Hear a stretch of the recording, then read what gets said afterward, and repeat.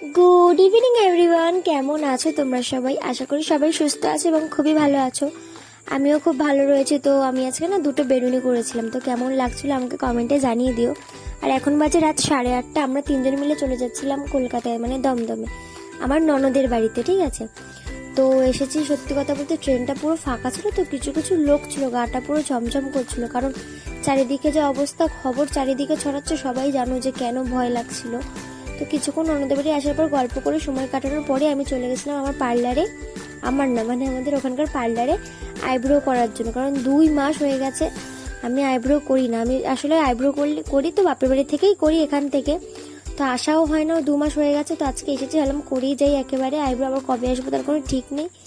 তো আমার না 2 মাসে এত পরিমাণে গ্রোথ হয়ে গেছিল, যখন আইব্রো করছিল না পুরো ব্যথা, লাল হয়ে ফুলে গেছিলো, র্যাশেস বেরিয়ে গেছিলো, প্রচণ্ড পরিমাণে জ্বালা করছিল আমার।